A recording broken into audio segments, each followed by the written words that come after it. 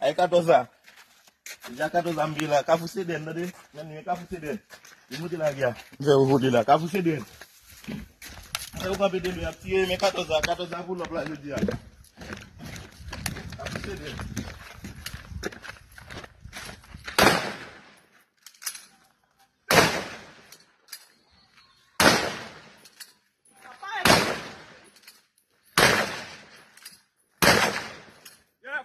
Kosali, no boka fora, meu Deus.